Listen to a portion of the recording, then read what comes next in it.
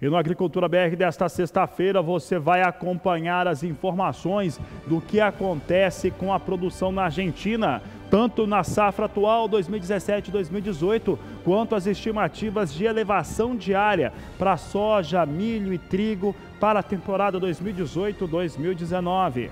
Ainda hoje, vamos falar como é que está a colheita dos cooperados, produtores de café da Cochupé. Por lá, chega a 8,05% a média desses produtores distribuídos nos estados de Minas Gerais, São Paulo e também Cerrado de Minas. Durante essa edição, nós vamos saber tudo o que acontece com essa medida antidumping. É isso mesmo, aquela investigação antidumping que foi disparada na China há cerca de um ano, agora se converteu numa situação bem complicada para a carne brasileira de frango. E durante essa edição você vai ter todas as informações sobre ela.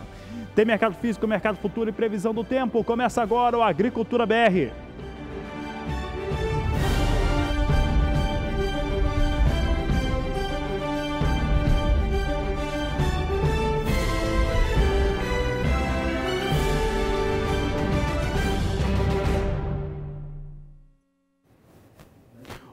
Uma ótima tarde para você. Começamos agora o Agricultura BR. E eu começo falando a respeito de café, porque os cooperados da Cochupé até o último dia 1º de junho atingiam uma situação de colheita de 8,05%. É importante ressaltar que essa é a maior cooperativa de café do país. Confira comigo agora os dados em torno de como vem esse andamento de colheita nas principais regiões produtoras onde estão os cooperados. Você tem aqui os dados gerais, como eu disse, 8,05%. Minas Gerais alcança 10,05%, lembrando que Minas Gerais é o maior estado produtor de café arábica do mundo. Se fosse um país, seria o maior produtor. Na região do estado de São Paulo, os produtores já colheram 16,81%, enquanto que o Cerrado Mineiro, apenas o Cerrado Mineiro, vem com uma colheita atingindo 3,58%. A Cochupé informou que o andamento da safra está acontecendo dentro da normalidade, sem adiantamentos ou atraso. Para 2018, a média esperada pela cooperativa é receber 5.400.000 sacas de café arábica.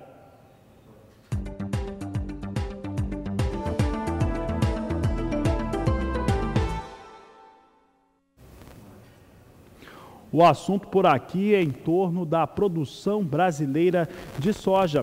E o Agricultura BR destaca agora os últimos dados que foram apresentados pela Agroconsult para a representação da oleaginosa na safra brasileira. A estimativa é de um aumento de área para a temporada 2018-2019, de acordo com a consultoria que foi representada pelo seu diretor, André. O André, ele esteve participando de um grande evento e fez essas declarações. Você acompanha comigo agora na tela o que nós temos aí, que foi divulgado pela Agroconsult para a temporada 2018-2019, uma estimativa de 36 milhões de hectares. Essa é a expectativa da Agroconsult para o momento.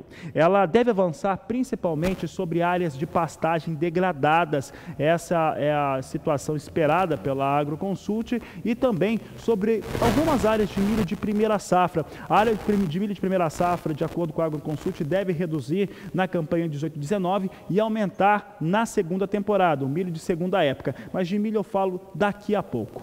Porque antes eu vou trazer os destaques para os valores negociados com soja nos portos do Brasil. Pode colocar na tela, nós temos aí valor para Porto, são valores de referência. Porto de Santos, a R$ 86,00 a saca de 60 quilos, nesse dia 8, nesta sexta-feira. Paranaguá vem com valores a R$ 85,00 por saca. Observe que os valores se mantêm ainda firmes, entretanto, nós temos pouca comercialização no Brasil. A situação de comercialização no Brasil, ela é baixa por conta dos fatores ligados ainda à rodovia, ligadas a frete. Com o frete ainda estendendo, ou pelo menos ameaçando estar mais alta, você tem ali uma situação bastante pesada em torno dessa comercialização. Então, mesmo valores mais altos, nós temos aí uma condição complicada para as negociações. Lembrando que no Porto já tivemos valores nessa semana, ou propostas de compra, a R$ 89,00 a saca de 60 quilos, de acordo com a Grãos Corretora. E olha, eu falava da Agroconsult há pouco, daqui a pouco nós vamos trazer aqui no Agricultura BR uma entrevista que o Walter Pulga Jr. fez com o André Pessoa, falando sobre grãos no Brasil. Esse é um assunto para logo mais, ele que fez essa entrevista, gravou essa entrevista ontem, mas agora participa conosco ao vivo para falar de um assunto extremamente importante. E um assunto importante para todo o sistema agroindustrial brasileiro, porque ele envolve cadeias produtivas distintas, como a do milho, como a de farelo, de suprimentos, mas principalmente da carne de frango. Isso por conta das medidas antidumping que foram anunciadas pela China. E tivemos já, durante essa manhã, logo cedo, alguns órgãos brasileiros se manifestando em torno da questão, como a ABPA, Associação Brasileira de Proteína Animal. Mas quem fala sobre o assunto é Walter Pulga Jr., que está ao vivo, direto de São Paulo. Pulga, é uma situação bastante complicada, uma vez depois de ter tido todo esse prejuízo causado por essa paralisação de caminhoneiros para o setor, e agora, quando se esperava uma retomada, vem essa situação relacionada à China. A China, que no ano passado foi responsável por adquirir quase 10% de toda a carne de frango exportada pelas indústrias que operam no Brasil. Pulga, boa tarde. Boa tarde. O anúncio da China de uma tarifação antidumping, contra a exportação de frango brasileiro, cobrando aí de 18,8% até mais de 38% sobre o frango que passaremos a exportar a partir de agora, uma taxação do frango brasileiro, cai como uma bomba no setor avícola brasileiro. De fato, o setor já vem, desde o início do ano, sofrendo pressões constantes. Primeiro, um embargo da União Europeia, Fabiano. Depois, a greve dos caminhoneiros. Muitas granjas perderam animais por falta de ração. Outras perderam por falta de transporte. Tivemos problemas graves na avicultura. E quando a avicultura se recupera, vem essa taxa antidumping da China, como você diz, um parceiro importante do Brasil. A situação é muito grave. Eu conversei agora há pouco. Aliás, a BPA, a Associação Brasileira de Proteína Animal, manifestou um documento distribuído à imprensa, seu protesto diante dessa decisão do Ministério de Comércio da China. Agora, vale lembrar, essa decisão ela é provisória, ela vale, por enquanto, até agosto, quando será finalmente essa investigação encerrada. Há uma investigação do Ministério do Comércio da China contra operações que eles chamariam antidumping. A notícia circula em todo o mundo, viu? A Agência Espanhola de Notícias EFE divulgou esse assunto logo pela manhã, a Agência Internacional de Notícias Reuters, a antiga inglesa Reuters distribuiu também essa informação. Há uma repercussão internacional. O Brasil tem força muito grande nesse mercado internacional de frango, por isso há uma repercussão internacional. E agora há pouco eu conversei, Fabiano, com José Botura. Ele é diretor técnico da Associação Paulista de Avicultura. As empresas de São Paulo, do setor avícola, não tem muito peso na exportação brasileira de frango. Mas José Botura, diretor técnico da APA, da Associação Paulista de Avicultura, alertava o seguinte: se nós tivermos dificuldades para exportação do Paraná e Santa Catarina, onde estão concentradas, onde está concentrada grande parte dessa indústria avícola brasileira, nós teremos frango viajando para o Brasil inteiro. Esse é o comentário de José Botura. Lógico, esse frango de Santa Catarina e do Paraná, que teria dificuldade para exportação, lógico, ele será lançado em outras regiões do Brasil, pressionando as cotações do frango em diferentes regiões do país. Ele diz que esse fato é gravíssimo, é extremamente grave, e a Associação Paulista de Avicultura terá uma reunião já na segunda-feira para discutir o encaminhamento de movimentação junto ao governo para ver se elimina rapidamente esse tipo de obstrução. Bom, o que nós temos neste momento é uma pressão muito grande sobre aves no mercado avícola brasileiro. Mais uma preocupação para quem trabalha no setor produtivo, Fabiano. É com você.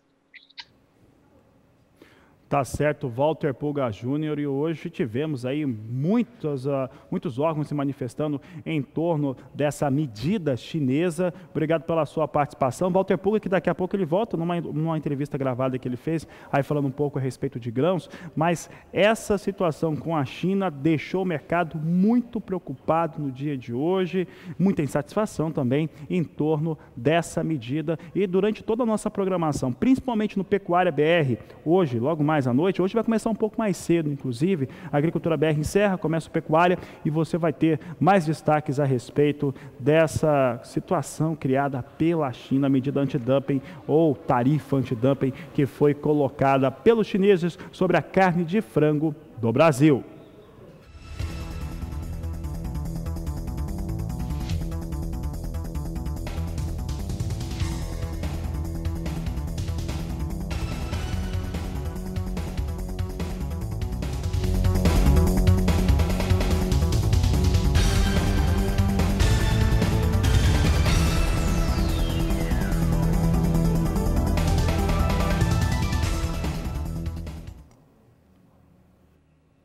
China hoje é um grande destaque no Agricultura BR. E agora eu falo a respeito das importações de soja da China durante o mês de maio. De acordo com os dados apresentados pela alfândega chinesa, foram 9.690.000 toneladas em maio de 2018, um número superior a maio do ano passado. Vamos ver em tela como é que ficaram os dados chineses de importação. É importante lembrar que China importou basicamente do Brasil, não tem soja para comprar na Argentina, e dos Estados Unidos a situação comercial com os norte-americanos continua complexa. Veja só, divulgado nesta sexta-feira, dados que comprovam 9.690.000 toneladas importadas de soja pela China, contra 9.590.000 toneladas que foram importadas em maio do ano passado. Você viu ali que o número é muito parecido, né? Fica ali 100.000 toneladas, isso representa 1% de elevação entre maio do ano passado e maio deste ano. Aí, nós calculamos os números que mostram como é que ficaram os dados de importação de soja da China entre janeiro e maio. Entre janeiro e maio, tem uma diferença negativa, 2,6% menor do que de janeiro a maio do ano passado. Isso tem muito a ver também, não só com demanda chinesa, que continua crescendo, inclusive vão comprar mais soja nesse ano, mas principalmente o tempo de colheita de soja no Brasil e os embarques brasileiros. O Brasil teve uma disparada de embarque em maio, com 12.360.000 toneladas para vários destinos, e deve manter níveis muito elevados nos próximos meses em relação a esses embarques. Portanto, trazendo os números da China de importação, entre janeiro e maio de 2018, 2,6% inferior ao mesmo período do ano passado. Nós temos aqui na tela, aqui as datas, aqui os períodos considerados, de janeiro a maio de 2018, 36.170.000 toneladas, de janeiro a maio de 2017, 37.120.000 toneladas. Esses são os dados chineses de importação, de acordo com o Departamento de Alfândega chinês.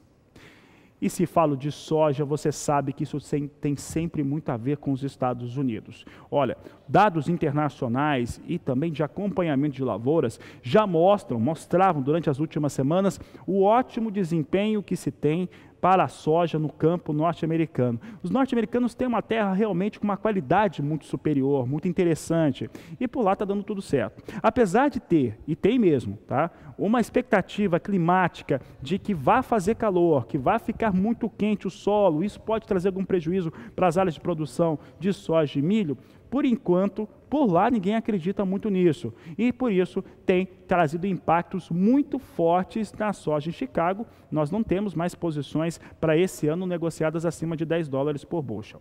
E é por isso que a gente quis saber o seguinte: como é que está a previsão do tempo para os próximos períodos nessas áreas de produção de soja norte-americana, uma vez que a expectativa é dos americanos concluírem um plantio e o desenvolvimento dessa oleaginosa vem muito bem. Quem fala a respeito do clima por lá é Juliana Rezende. Boa tarde, Juliana. Olá, boa tarde a todos. Os produtores dos Estados Unidos, da região de Corn Belt e também do Delta do Mississippi vão receber chuvas frequentes ao longo dos próximos períodos. E a expectativa é de manutenção da umidade do solo mais elevada nessas principais áreas produtoras do país americano, então mantendo o solo com bons índices de umidade, favorecendo o desenvolvimento das lavouras. Ao longo dos próximos 5 dias, até o dia 13 de junho, tem previsão de chuva em ambas as áreas produtoras, tanto no Corn Belt, que fica mais ao norte dos Estados Unidos, como também no Delta do Mississippi, que fica mais ao sul. A chuva mais significativa acontece em grande parte do Corn Belt. O acumulado de chuva fica em torno de 30 milímetros em apenas 5 dias, enquanto que as chuvas no Delta do Mississippi ao longo dos próximos 5 dias são mais fracas e também com baixo volume de água. Então são pancadas bastante irregulares, que ainda deve ter períodos de melhoria no tempo entre essas pancadas de chuva. A partir do próximo período, entre os dias 14 e 18 de junho, a chuva vai seguir persistindo em grande parte dos Estados Unidos. Então, as principais áreas produtoras ainda recebem pancadas de chuva. Não vai ser aquela chuva muito forte que atrapalha as atividades no campo, é uma chuva persistente e com volumes ainda bastante significativos que seguem mantendo o solo também com bons índices de umidade. No decorrer do terceiro e último período, entre os dias 19 e 23 de junho, mais um período de instabilidades frequentes em grande parte das áreas produtoras dos Estados Unidos. Então, grande parte do Corn Belt e também do Delta do Mississippi vão receber pancadas de chuva até pelo menos dia 22, dia 23 de junho. A expectativa é de persistência na chuva, o que deve seguir mantendo o solo com bastante umidade e garantir bom crescimento para as lavouras que estão em fase de desenvolvimento. Daqui a pouco eu volto com mais informações do tempo. O levantamento da SOMAR com a Juliana Rezende, obrigado, Juliana. Ele mostra muito claramente, apesar de ter muita gente que especular a respeito de vai ter mesmo, um período que vai estar mais quente, que talvez seque um pouco o solo.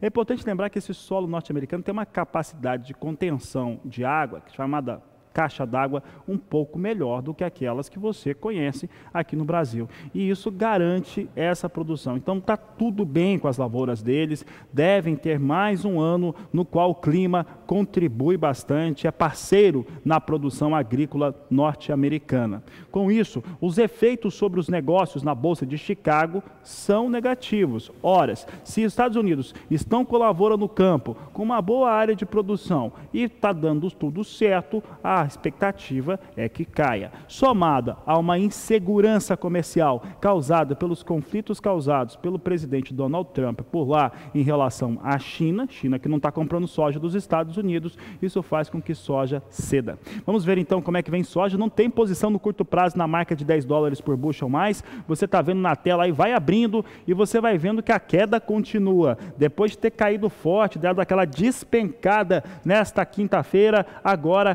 cai mais um pouco e você vê que vai se distanciando cada vez mais da marca de $10 o bushel, chamado piso. Veja só, posição de julho vem a $9,69 o bushel, perde 5 centes. Agosto, 9,74, também perdendo 5. Setembro, $9,80 por bushel, perde 4 centes de dólar. Novembro, $9,89, mais 6 por bushel. São os negócios neste momento com soja em Chicago, que segue trajetória de queda neste momento, a não ser que aconteça alguma coisa diferente, que mude esse cenário em relação ao desenvolvimento das lavouras. É muito difícil esse quadro que você viu conosco mudar. Aliás, quadro que não muda é o da Argentina. Lógico, a Argentina teve um impacto extremamente forte por conta do fator climático. Por lá as perdas foram extremamente elevadas e a Argentina caminha para confirmar uma safra quebrada, tanto para a soja quanto para a milho. No caso da soja, quebra forte que fez com que os índices, os bons índices de produtividade da Argentina despencassem. Vamos ver como é que estão esses índices de produtividade neste momento, de acordo com a Bolsa de Cereais de Buenos Aires. Você vê que a temporada 16-17 teve uma produtividade média para todas as regiões produtoras da Argentina de 53,33 sacas por hectare. A 17-18 mal chega a 38. Você vê ela em 38 sacas por hectare porque particularmente eu resolvi ser gentil. A média ficou abaixo de 38 sacos por hectare, ficou em 37,80 alguma coisa, mas chegando a 38 sacos por hectare, uma média extremamente baixa.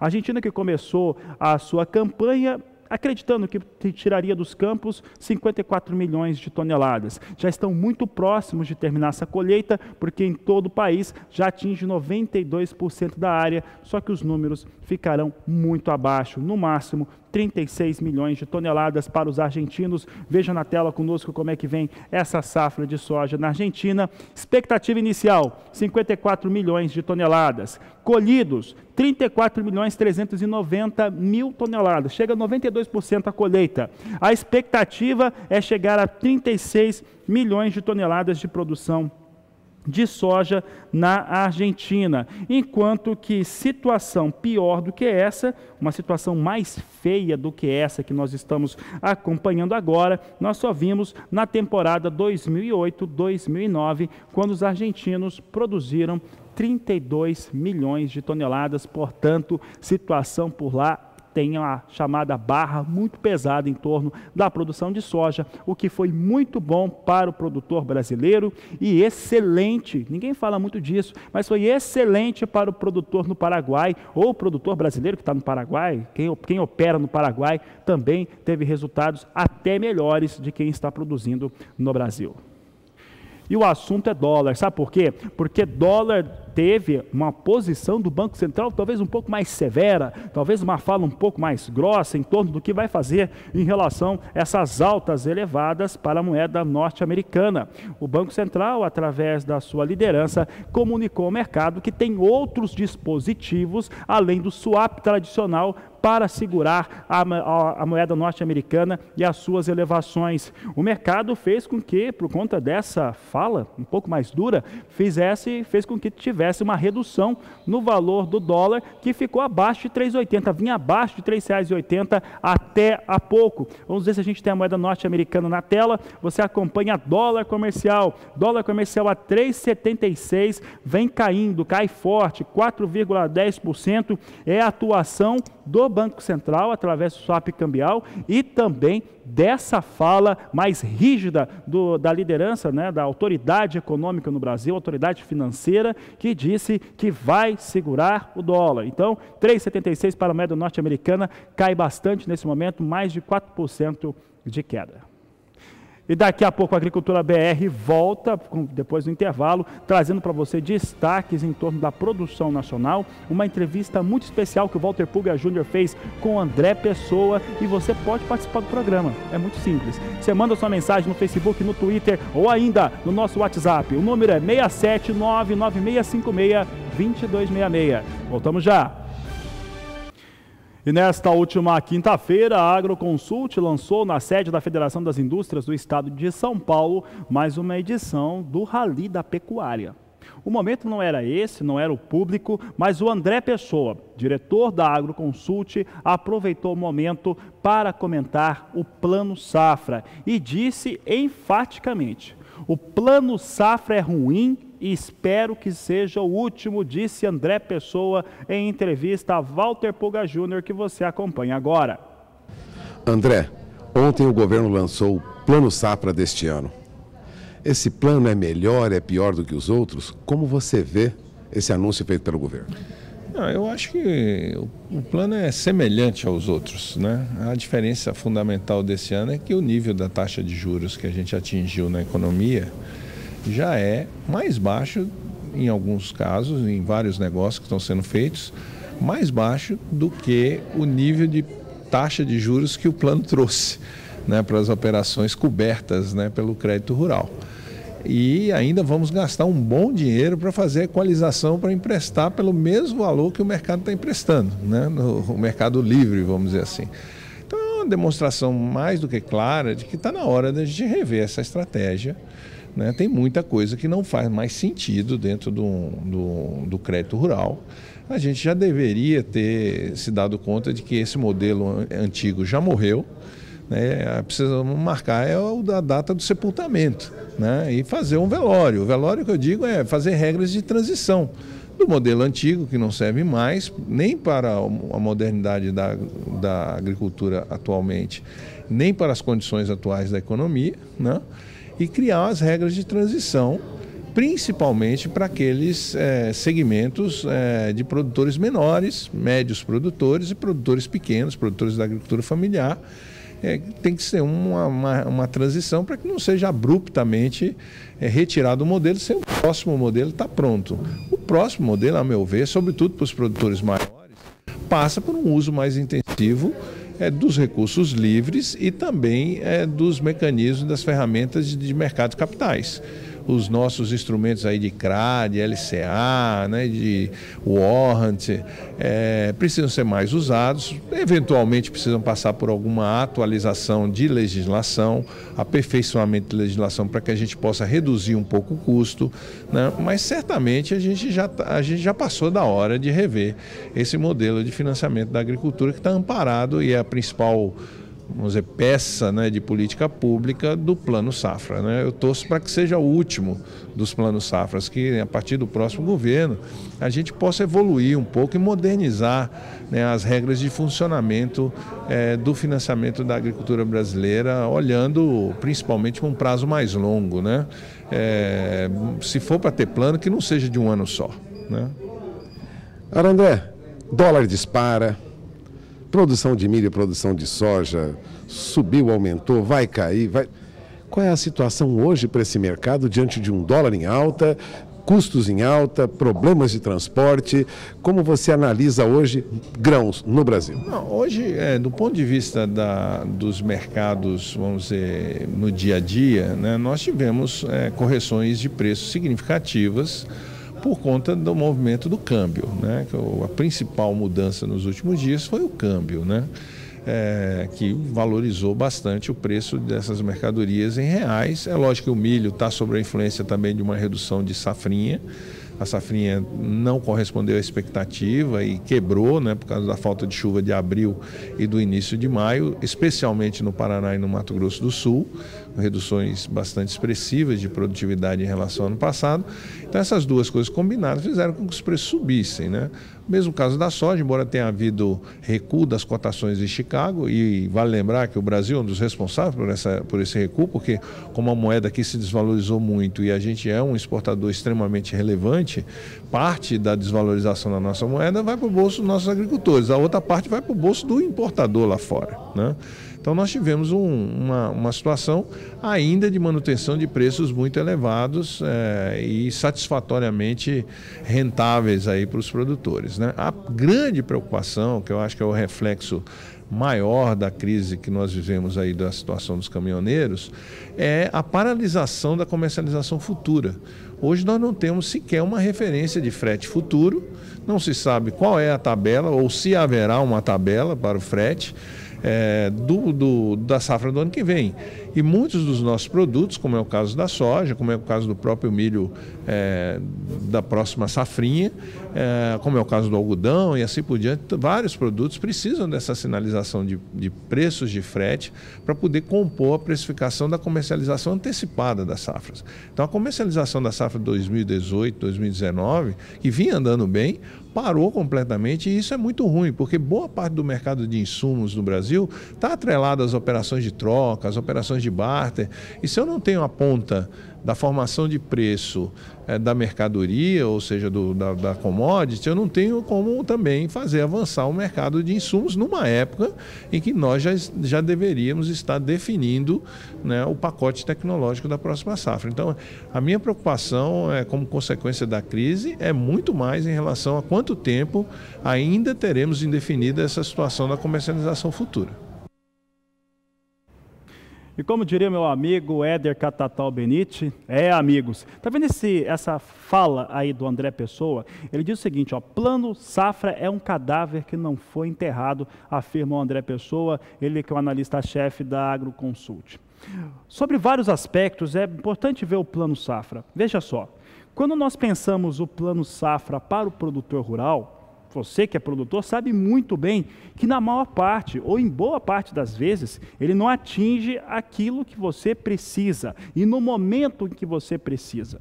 Para o produtor do Rio Grande do Sul, falando do período de aplicação, ele é liberado tarde, ele é lançado e liberado tarde. Para todos os produtores rurais, você tem uma taxa que não é aquela que poderia ser, apesar de ser baixa quando você compara aos absurdos juros que são praticados no Brasil. Então esse é o segundo fator. E aí eu vou dar a minha contribuição a respeito do assunto. O Plano Safra, ele é muito bom para os bancos. E ele é necessário para os produtores. E é por isso que parte dessa fala, dessa crítica que o André Pessoa fez ao Plano Safra, ela é muito vigente. É preciso repensar como que os recursos financeiros de financiamento de campanha agrícola, eles vão chegar a esses produtores rurais, seja o agricultor e também o pecuarista que começou a acionar um pouco mais esses recursos. Olha, por falar em investimento, de acordo com a Bolsa de Comércio de Rosário, na Argentina, a temporada 2018-2019 vai ter um investimento de 10 bilhões e 100 milhões de dólares e deve recuperar depois dessa queda fortíssima que se teve nas produções de soja e milho dos argentinos. Vamos ver como é que deve ficar esse cenário. Essa é a Bolsa de Comércio de Rosário, divulgou seus dados, aí pensando já na campanha 2018-2019.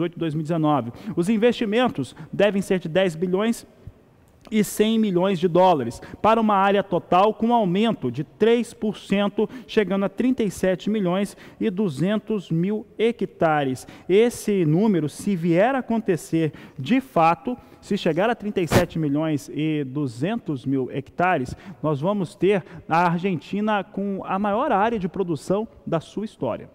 Quem deve subir nessa área de produção é soja. Soja deve ter uma elevação frente à campanha 17-18, essa da quebra. Milho também deve ter aumento, trigo, até a cevada na Argentina tem aumento. Veja só conosco, nós temos aqui dados em relação às culturas. Soja na Argentina para a campanha 2018-2019 deve chegar a 18 milhões e 200 mil hectares, um crescimento de 1%.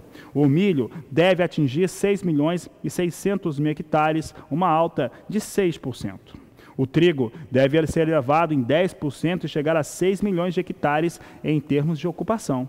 Girassol na Argentina, aumento de 1% na área e com isso alcança 2 milhões de hectares. E a cevada, que deixou meus colegas aqui do estúdio animados, pode chegar a 900 mil hectares de ocupação, o que confirmaria uma alta de 2% de acordo com a Bolsa de Comércio de Rosário.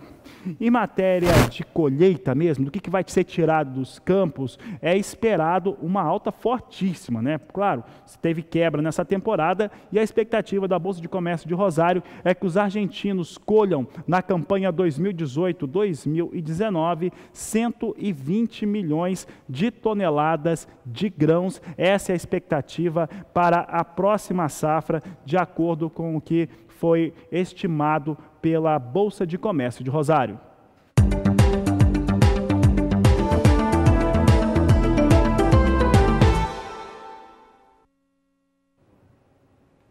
E olha, quem falou também um pouco a respeito da temporada 2018-2019 foi a Agroconsult. Falou ontem, foi boa parte desses dados que nós estamos trazendo hoje da Agroconsult, foram ditos nesta última quinta-feira pelo André Pessoa. Você viu agora há pouco a entrevista com o Pulga, que ele disse que o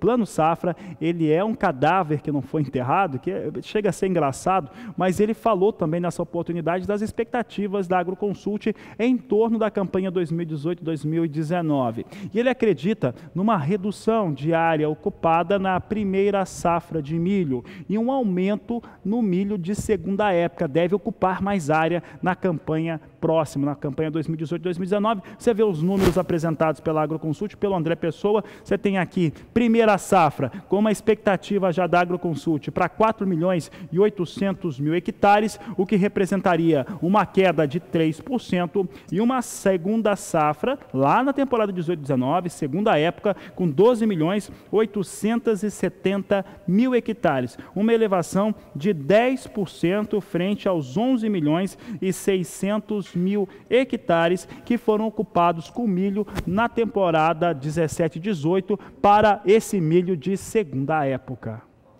E por aqui o Agricultura BR segue e agora fala a respeito da previsão do tempo. Quem traz os destaques é Juliana Rezende. Nas áreas produtoras da região centro-oeste, a expectativa ainda é de tempo mais firme em grande parte da região. Isso já vem acontecendo como é normal para esta época do ano, onde as chuvas diminuem na parte central do país. Então, com a diminuição das chuvas, o predomínio de tempo mais seco, o solo vem se mantendo também com baixos índices de umidade. Em grande parte de Mato Grosso, Goiás e no leste do Mato Grosso do Sul, a umidade do solo segue baixa e nessas condições acaba por prejudicar as lavouras que ainda estão em fase de desenvolvimento. Nos próximos dias, até pelo menos o dia 13 de junho, tem expectativa de chuva apenas no Mato Grosso do Sul. São instabilidades que avançam lá do sul do país, acabam trazendo mais umidade, nuvens carregadas para o estado sul mato-grossense, só que essa chuva já chega mais fraca na parte central do Brasil. Então, as pancadas que acontecer no estado do Mato Grosso do Sul são pancadas de fraca intensidade, apenas de forma muito localizada, que a chuva até ganha um pouco mais de força, podendo provocar volumes de até 30 milímetros nas áreas mais ao sul do estado. Agora, grande parte de Goiás e Mato Grosso ainda vai ter predomínio de tempo firme por conta ainda da persistência da massa de ar mais seco que já vem atuando no centro do país. A partir do próximo período, entre os dias 14 e 18 de junho, mais um período de predomínio de tempo firme. Grande parte do Mato Grosso e Goiás ainda tem dias ensolarados e quentes também. Dessa vez, essa massa de ar mais seco consegue avançar um pouco mais pelo norte do Mato Grosso do Sul.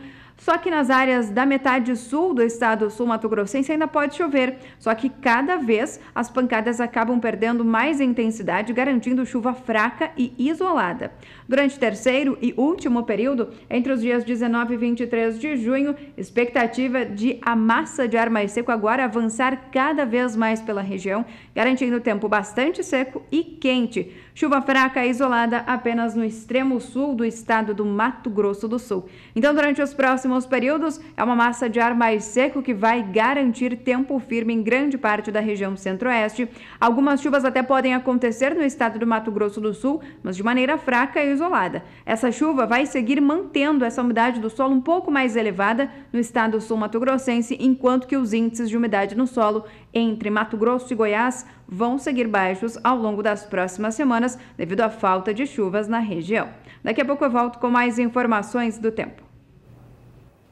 E rapidamente a Agricultura BR traz agora os números que mostram as negociações com milho na Bolsa de Chicago. Você acompanha comigo em tela, referência para o cenário internacional de milho. Veja aqui as posições nesse momento são negociadas na estabilidade com viés de queda. Posição de julho vem a $3,75 mais 4 bushel. Setembro, $3,84 mais 6. Dezembro, $3,96 mais 2 o bushel. E março de 2019, a única aqui no curto prazo que ainda mantém piso de $4, vem a $4,05 mais 6, são os negócios de momento com milho na Bolsa de Chicago, vem com sinal negativo. E daqui a pouco no Agricultura BR você vai ter informações a respeito do mercado do café. Fique conosco, voltamos já. E eu abro esse bloco falando sobre uma das situações mais complicadas que nós vemos no agronegócio e na agropecuária brasileira. Eu estou falando a respeito de café, de produção e também de remuneração. Todos esses fatores, eles acabam trazendo um impacto direto sobre a comercialização. E o meu foco agora é falar a respeito da comercialização de café. A comercialização de café no Brasil, de café arábica especificamente, ela vem com uma situação extremamente problemática. Isso porque durante o pico de entre-safra se teve um menor volume disponível para a comercialização entre esses comerciantes de arábica. Isso ocorre principalmente por conta de uma safra anterior que foi 20% menor do que aquela que a antecedeu. Sem falar que o produtor e toda a cadeia produtiva teve que lidar com essa paralisação, essa greve dos caminhoneiros, que reduziu em 900 mil sacas os embarques de café arábica durante o mês de maio. Horas. E aonde que está mais baixo esse estoque de café disponível do Brasil? Na venda para outros países, exatamente. Então, produtor de café, ele não consegue colocar esse café disponível. Mesmo assim, os dados, os números em torno de comercialização, ou os valores pagos pela essa comercialização da saca de café, seguem abaixo do que poderiam ser, o que traz uma insatisfação generalizada para a cadeia produtiva, mas principalmente para o produtor ou cafeicultor, que acaba pagando essa conta toda.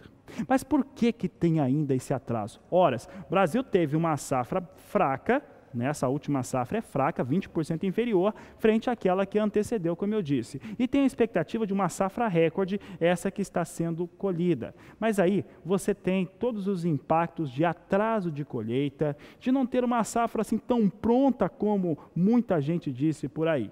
E olha, como já disse em várias oportunidades aqui no Agricultura BR, o Eduardo Carvalhais, ele que talvez seja a maior autoridade no mercado de café arábica do Brasil. Aumentar para 55, 58 milhões de sacas a produção brasileira não significa nenhum impacto forte. Isso representa apenas uma medida que vai fazer com que tanto a oferta quanto a procura fique um pouco mais estabilizada. Entretanto, nós temos e conseguimos ainda ver muita pressão sobre os valores do café arábica negociados em Nova York.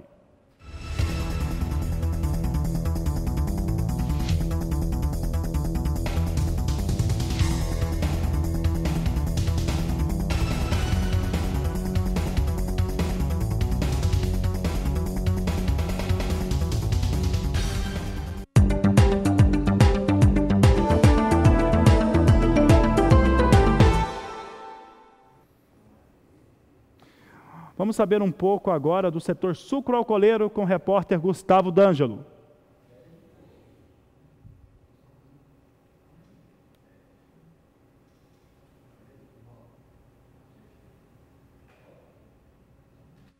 Segundo a União da Indústria de Cana-de-Açúcar, a única, com a greve dos caminhoneiros, as usinas ficaram 3 dias sem processar e 5 dias sem fazer entregas, chegando ao limite da manutenção de estoques.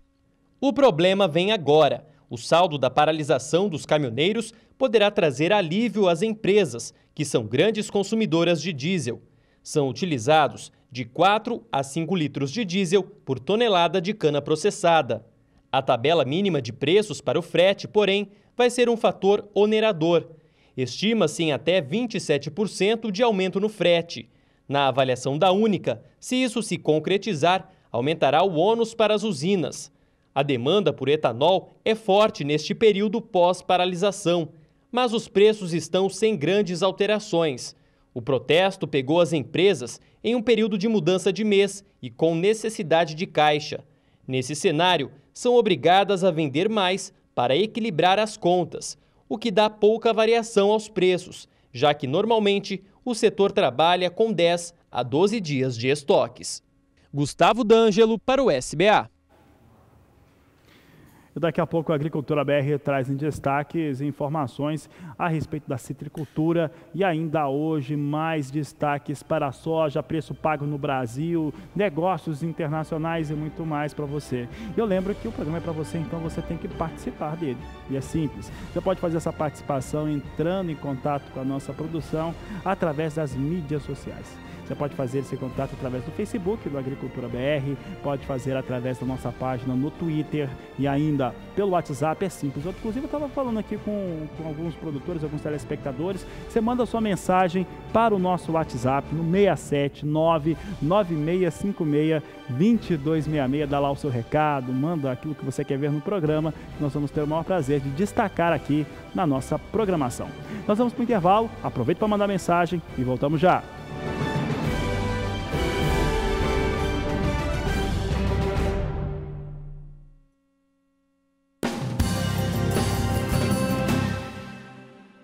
Olá pessoal, eu sou o João, sou gerente de vendas da Ford Automaster de Campo Grande e quero convidá-los a irem na Campo Grande Expo, que vai acontecer do dia 16 ao dia 20 de julho, lá no Terra Nova Eventos. Lá a gente vai ter um stand da Ford Automóveis e um stand da Ford Cargo Caminhões e também um test drive da Ranger, que é um test drive com uma pista radical, com muitos obstáculos para a gente testar todos os recursos que existem nessa picape, que é a picape raça forte da Ford. Então, e lá nessa feira também a gente vai ter condições especiais para produtores rurais e empresários em geral para conseguir adquirir esses produtos da Ford. Então, pessoal, conto com vocês lá. Até mais!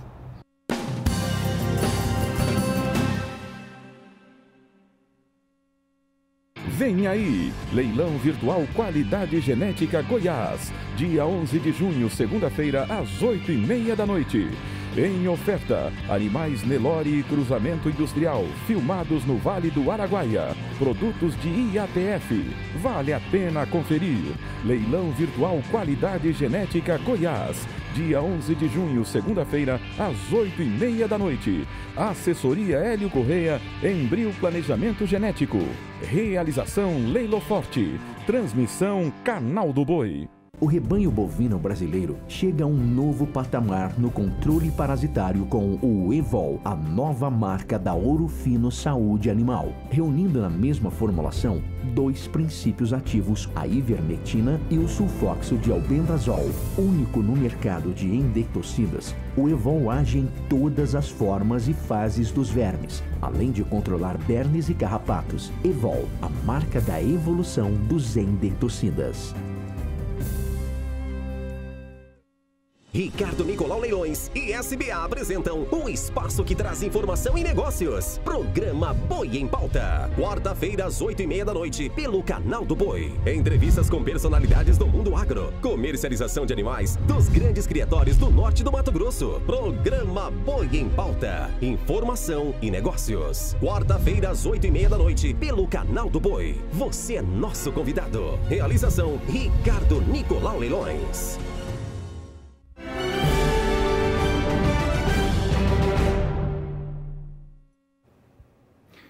E a citricultura teve impactos muito negativos durante essa paralisação de caminhoneiros e trouxe uma situação de parar a indústria, de parar fornecimento, de ter frutos também estragando, entre outras situações. Hoje é o Dia Nacional da Citricultura e a nossa equipe de reportagem preparou uma especial que você acompanha agora no Agricultura BR. Você sabia que a cada 5 copos de suco de laranja consumidos no mundo, 3 são com a fruta cultivada no Brasil? Mas apesar da posição consolidada como o maior produtor de laranjas do mundo, o setor citrícola brasileiro atualmente passa por um período, digamos, de ajustes. O estado de São Paulo, maior produtor de laranja do mundo, responde por quase 30% do total produzido no globo terrestre, de acordo com dados do Departamento de Agricultura dos Estados Unidos e do Instituto Brasileiro de Geografia e Estatística, o IBGE. O estado também é o maior produtor de limão do Brasil, dominando em torno de 70% desse segmento, segundo o Instituto de Economia Agrícola, o IEA. Só que o período atual é de baixas para o setor. A safra 2018-2019 de laranja do Cinturão Citrícola de São Paulo e Triângulo e Sudoeste Mineiro foi estimada pelo Fundo de Defesa da Citricultura, o Fundecitrus, em 288 milhões e 290 mil caixas, número 28% menor do que a safra anterior, que foi considerada alta, de 398 milhões e 350 mil caixas, e 11% menor do que a média dos últimos 10 anos. De acordo com dados do Inventário de Árvores 2018 do Fundecitrus, a área plantada com citros no cinturão é de 465.635 hectares, distribuídas por 9.845 propriedades. Desde 2015, data do inventário anterior, houve diminuição de 16.956 hectares. A área com laranjas corresponde a 89% do total. Os pomares de laranja abrangem 414.353 hectares, redução de 30.232 hectares em relação a 2015. O parque possui 5.882 propriedades de laranjas, o que mostra queda de 22,5% em relação a 2015, quando havia 7.588 propriedades. Os pequenos produtores são maioria. 4.683 propriedades têm até 50 hectares. São 175 milhões e 270 mil árvores de laranja produtivas. Um dos principais desafios do setor citrícola é o greening, considerada a pior doença da citricultura mundial. A doença não tem cura e reduz a produtividade das árvores. Os frutos de árvores com greening não se desenvolvem normalmente, são menores e caem precocemente. Em plantas novas, a árvore fica toda comprometida em 1 ou 2 anos. A incidência da doença no cinturão citrícola de São Paulo e Triângulo e Sudoeste Mineiro é de 16,73%, número que se mantém estável nos últimos 2 anos, mas que é considerado alto. Mas também há o que comemorar. Nos anos de 2015, 2016 e 2017, foram implementados 34.797 hectares de novos pomares, o que equivale a cerca de 11.500 hectares por ano. Desse total, 58% são plantios realizados em áreas de renovação e 42% de expansão. Na distribuição entre as variedades, a Pera-Rio ocupa 50% desses plantios. A densidade de plantio vem aumentando ano a ano, com média atual de 474 árvores por hectare. Desde 2015, o índice cresceu 4% nos pomares em formação, passando de 631 para 656 laranjeiras por hectare. A área de pomares de citros abandonados diminuiu 39% em relação a 2015, caindo de 9.952 hectares para 6.050 hectares. Com a recuperação dos preços na safra 2016-2017, a citricultura voltou a ser rentável e muitos pomares que estavam abandonados foram recuperados. Essas informações evidenciam o protagonismo do paulista no campo e enchem a população de orgulho. Gustavo D'Angelo para o SBA. Vamos saber então como é que fica a previsão do tempo para essas áreas citrícolas do país. Quem fala sobre o assunto é Juliana Rezende.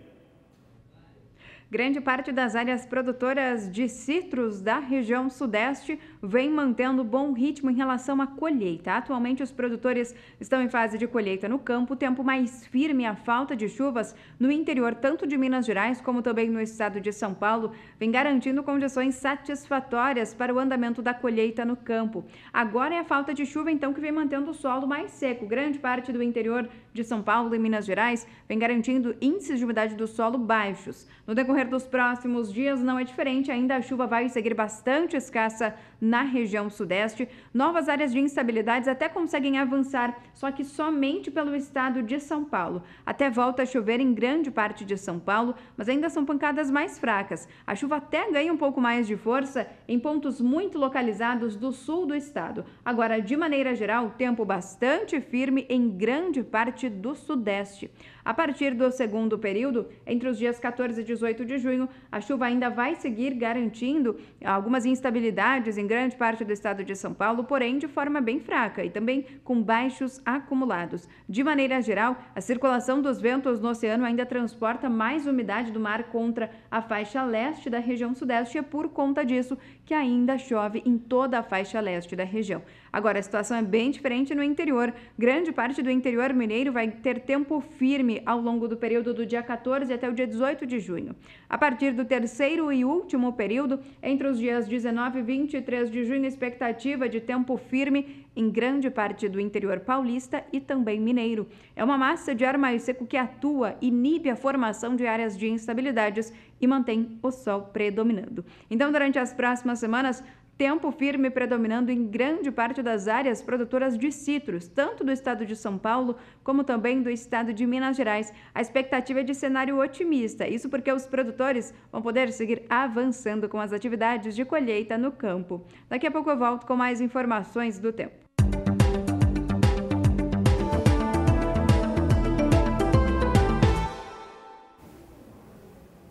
O assunto agora é mandioca, porque muitos produtores pelo país tiveram fortes dificuldades de conseguir fazer a entrega dos produtos por conta da paralisação dos caminhoneiros. Isso, claro, que gera os prejuízos. Quem fala sobre o tema é a repórter Kylie Rodrigues.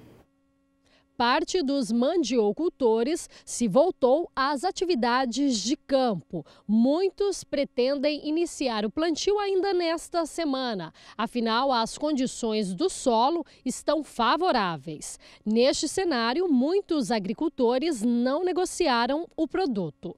Informações do CPEA estima que de 28 de maio a 1º de junho, o recebimento de mandioca pelas indústrias caiu 86,3% frente à semana passada. A média semanal a prazo para a tonelada de mandioca posta à fecularia foi de 406 toneladas, queda de 2,5% em comparação ao período anterior. Kylie Rodrigues para o SBA. E a greve, evidentemente, também prejudicou os produtores de hortifruti, como os produtores de alface, que foram duramente castigados por essa paralisação. Quem fala sobre o assunto é Gustavo D'Angelo. O mercado paulista de alface foi gravemente afetado pela paralisação dos caminhoneiros. A região de Ibiúna registrou muitas perdas das folhosas que estavam em transporte quando as estradas foram bloqueadas. Além disso, conforme colaboradores do Hortifruti CPEA, dificuldades logísticas impediram o escoamento da hortaliça, o que manteve a mercadoria nas roças, atrasando a colheita e afetando a qualidade das alfaces. Em Mogi das Cruzes, parte da produção foi descartada devido à dificuldade de comercialização. Os produtores paulistas que conseguiram escoar o produto na última semana não dependiam de transporte e supriram somente a demanda local. Gustavo D'Angelo para o SBA.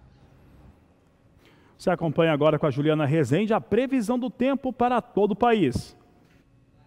A partir deste domingo é que o tempo muda, especialmente no sul do país. É a formação de uma nova frente fria que traz mudança no tempo e traz também retorno das chuvas para a região sul. Volta a chover nos 3 estados da região, alcançando São Paulo e Mato Grosso do Sul. Só que a chuva em São Paulo e também no estado sul-mato-grossense é de forma fraca e mal distribuída e também com baixos acumulados. Agora, no Paraná, chuva forte e instabilidades vão ganhar força e garantir até temporais. O acumulado de chuva no Paraná fica em torno de 50 milímetros em grande parte do estado. Na região norte, mais um período de chuvas abrangentes e também de instabilidades e nuvens carregadas frequentes em toda a faixa leste nordestina. Apesar de nessa região a chuva seguir perdendo força e garantir também baixos acumulados. Nas demais áreas do país, tempo bastante firme e quente. A partir da segunda semana, entre os dias 14 e 18 de junho, mais um período de chuvas frequentes e também bastante intensas na região sul. Tem risco para chuva forte entre Santa Catarina, Paraná, alcançando até o norte gaúcho. Nessas áreas, o acumulado pode ainda alcançar de 30 até 50 milímetros, incluindo até riscos para temporais. Essa chuva mais forte consegue avançar um pouco mais nas áreas mais ao sul de São Paulo, mas fica bastante localizada.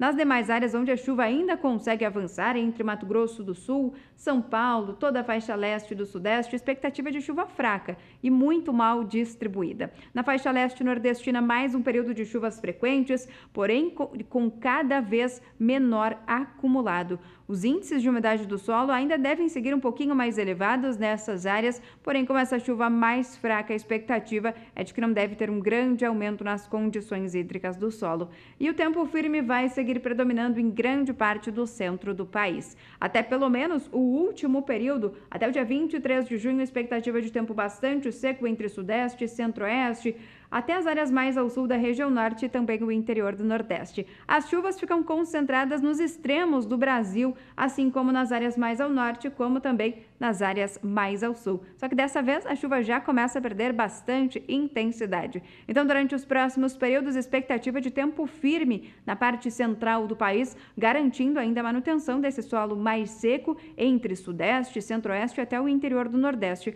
Nessas áreas, então, a tendência ainda é desse solo mais seco prejudicar as lavouras que estão em fase de desenvolvimento, e essa chuva mais forte e persistente voltando para o sul do país pode ainda atrapalhar o andamento das atividades no campo. Daqui a pouco eu volto com mais informações do tempo. Até mais, Juliana Rezende. Olha, daqui a pouco ela volta, já no último bloco aqui dessa edição, a segunda edição do Dia do Agricultura BR, e nós vamos trazer para você também informações sobre o mercado da soja, vamos trazer aqui algumas análises a respeito principalmente dos efeitos de soja nos Estados Unidos, pouca negociação, bom desenvolvimento de lavoura e o que vem resultando nos negócios com soja em Chicago. E você tem isso e tem muito mais também daqui a pouco, depois do intervalo. Voltamos já! E durante a Norte AgroShow, no estado do Mato Grosso, aconteceu um workshop econômico e o repórter Valdir Pacheco esteve lá e nos traz outras informações. A Norte AgroShow, feira de difusão tecnológica, começou ontem, na quarta-feira, no Parque de Exposição da Acre Norte, Associação dos Criadores do Norte de Mato Grosso, em parceria com o Sindicato Rural de Sinop. A feira, após o ato solene de abertura com as autoridades, começou um debate com instituições financeiras, detalhando linhas de crédito na agricultura, pecuária, indústria e comércio.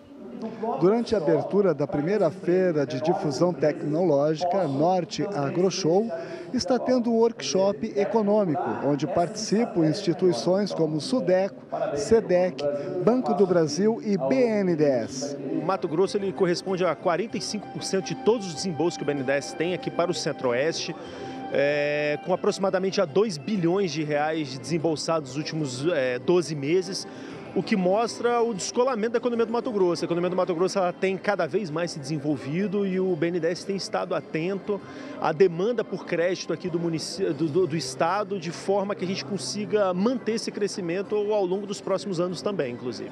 A primeira feira aí se mostra uma expectativa muito positiva aos olhos do banco. Nós entramos com diferencial de tratamento tempestivo de todas as propostas e operações que foram internalizadas e demandadas pelos produtores aqui durante a feira. Então é algo novo que a gente traz para a feira, sem contar que todo o apoio das linhas de crédito que o banco já disponibiliza, né, olhando para os investimentos que aqui a gente identificou já na feira, de investimentos da área de tecnologia, de implementos, de maquinários, a gente está com plenas condições de apoiá-los nesse financiamento junto ao produtor, junto às revendas também, que são parceiras nossas. Então, a Superintendência de Desenvolvimento Centro-Oeste, a SUDECO, é uma autarquia vinculada ao Ministério da Integração Nacional, que foi recriada em 2009, é uma autarquia relativamente nova e que tem contribuído muito com a região Centro-Oeste. Dentre as ações da SUDECO, nós somos um dos administradores do Fundo Constitucional do Centro-Oeste. Esse Fundo Constitucional do Centro-Oeste é voltado para a iniciativa privada, ou seja, os financiamentos com as taxas de juros muito atrativas, período de amortização muito longo, tem linhas de crédito que chega a 20 anos e a carência também, tem linhas de crédito que chega a 3 anos de carência. Ou seja, é o dinheiro mais barato hoje do mercado, sem dúvida. Nós temos hoje uma disponibilidade para todo o Centro-Oeste de 7,9 bilhões de reais, Mato Grosso em torno de 2,4 bilhões de reais, sendo que pode ser remanejado de outros estados da federação. Mato Grosso, eu não tenho dúvida nenhuma que vai chegar no mês de setembro, aí já utilizou todo esse recurso. Eu acho que Mato Grosso, nesse ano de 2018, vai se aproximar aí de 3 bilhões de reais de investimento no estado. O agronegócio aqui na região Centro-Oeste ele é muito forte. 80% dos recursos do Fundo Constitucional de Financiamento da região Centro-Oeste são aportados no rural, no agronegócio. Em especial o estado de Mato Grosso é muito forte e isso é mais ou menos esse tipo de percentual e é crescente, né? É uma linha que vem crescendo e tem se intensificado bastante aqui na região. Carlos Avalone, que é diretor da Federação das Indústrias de Mato Grosso, foi o mediador deste workshop econômico e apresenta números surpreendentes. e nós estávamos aqui com os maiores investidores. Os números que passaram aqui, o Banco do Brasil, a Sudeco e o BNDES são... O FCO investiu mais de 70 bilhões nos últimos 20 anos no Mato Grosso. O BNDES, nos últimos 10 anos, mais de 25 bilhões. Nós estamos falando de 100 bilhões de reais na iniciativa privada, não em governos, na iniciativa privada. Então, isso é fundamental para o desenvolvimento. E nós precisamos pensar o Mato Grosso para frente, para mais 30 anos. Valdir Pacheco para o SBA, Sistema Brasileiro do Agronegócio. Tá aí o Pacheco, no Mato Grosso. Mato Grosso, que é o maior produtor de algodão do país e, juntamente com a Bahia, é o estado mais importante nesses resultados com a Pluma. Pluma que tem tido uma elevação muito forte para o cultivo, isso já era esperado desde a intenção de plantio, por conta dos valores internacionais que seguem extremamente fortalecidos. E é por isso que nós vamos saber agora como é que fica a previsão do tempo para as áreas de produção de algodão com a Juliana Rezende. Nas áreas produtoras de algodão, é o tempo firme que vem predominando nesta época do ano. Isso geralmente acontece já. Isso porque os produtores já estão praticamente começando a dar andamento às atividades de colheita no campo. Agora, as condições hídricas de grande parte das áreas produtoras de algodão, que é o Mato Grosso e a Bahia, principalmente, estão com solo mais seco por conta da falta de chuvas. Mas isso não prejudica as lavouras que ainda estão nessa fase final de desenvolvimento. No decorrer dos próximos dias, tempo firme ainda predomina no Mato Grosso e no interior da Bahia por conta da atuação de uma massa de ar mais seco. E a partir do próximo período, vai haver pouca mudança no tempo. Entre os dias 14 e 18, mais um período de tempo bastante seco em áreas produtoras de algodão do Mato Grosso e também do interior da Bahia, mantendo o predomínio de sol e falta de chuvas também. Durante o terceiro e último período, até pelo menos o dia 23 de junho, tempo firme ainda vai seguir predominando nas principais áreas produtoras de algodão, tanto do Mato Grosso como também da Bahia. E a expectativa é de um cenário bastante otimista para os produtores que já vão começar as atividades de colheita no campo. Hoje eu encerro por aqui a minha participação. Até mais! E nós voltamos a trazer em destaque o Plano Safra, porque o Agricultura BR foi ouvir a opinião de especialistas a respeito deste último lançamento que aconteceu ao vivo aqui com transmissão pelo programa na última quarta-feira. Quem falou agora foi o diretor da Sociedade Rural Brasileira, João Francisco Adrian, que comentou o seguinte: é necessário modernizar o plano. É mais uma crítica em torno desse lançamento do Plano Safra que você vai acompanhar agora com a jornalista Sara Kirchhoff. O governo anunciou, então, o Plano Safra de 194,3 bilhões de reais, com uma redução de 1,5 ponto percentual na taxa de juros do crédito rural. Quem vai comentar sobre este assunto, sobre a visão da sociedade rural brasileira a respeito do Plano Safra 2018-2019, está aqui comigo é João Adrien, diretor da Sociedade Rural Brasileira, que mais uma vez vem nos trazendo alguns esclarecimentos e posicionamentos também.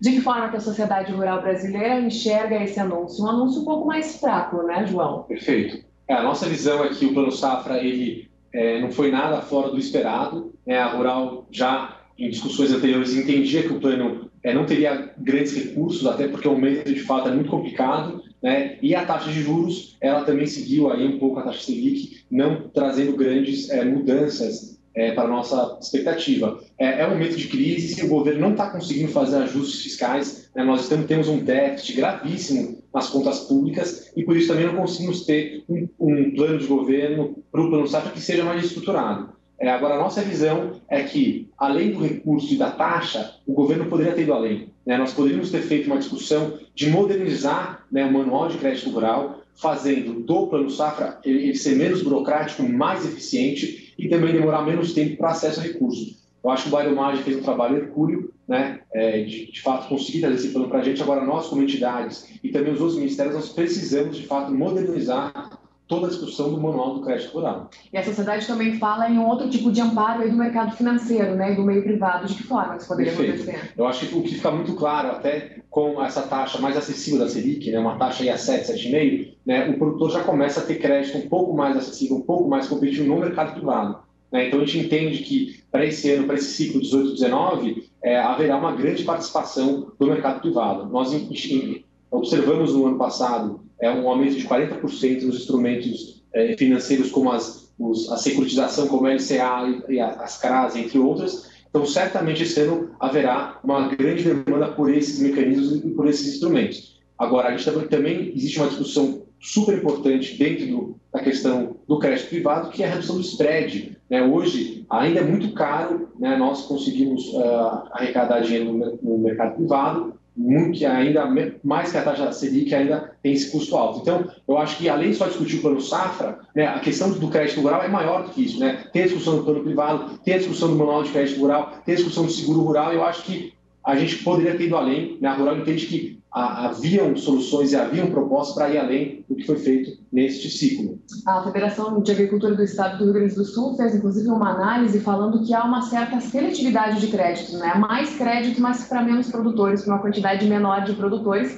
e aqueles, é claro, que mais precisam de crédito acabam ficando desfavorecidos. Né? Perfeito. Eu acho que existe uma discussão também no nosso Comitê de Mercados e Finanças que, para se operar no mercado de crédito, os produtores rurais também cada vez mais vão ter que melhorar a sua gestão, né, o seu balanço financeiro, para que as instituições possam entender o risco desse produtor. Então, evidentemente, que os produtores que estão mais preparados, com balanços, com uma gestão mais organizada, têm maior facilidade de acesso a recursos. Porque antes, né, a gente conseguia crédito somente pela posse, pela matrícula da terra. Hoje em dia, existem outros instrumentos para conseguir acesso ao crédito. O estudo da FASUR foi muito interessante porque ele mostrou que nem tudo que está sendo anunciado está conseguindo ser absorvido pelo mercado. E isso vem acontecendo desde 2015, né? Então tem um recurso que não está sendo repassado, né? E a gente também entendeu na nossa análise na Rural que você tem hoje uma série de burocracias que acaba tornando o recurso do crédito rural ineficiente. Você tem, por exemplo, subalocações. Então, Moderinfra, Moderfrota, Inova Agro, ABC, que muitas vezes o recurso acaba numa subalocação e sobra na outra. Então nós temos que trazer, por exemplo, subalocações que sejam flexíveis para que, de fato, aquela faixa, aquela divisão dentro do plano safra que tem maior demanda, consiga ter os seus recursos atendidos. Né? Então, acho que foi um pouco a nossa frustração de ver que várias propostas que foram feitas para modernizar, né, o crédito rural não foram implementadas nesse ciclo. E com essas informações, essa edição da Agricultura BR fica por aqui. Voltamos às 17h20, porque você já sabe, este é o Agricultura BR, a inteligência, a transparência do agronegócio sempre com você. A todos uma ótima tarde e até mais.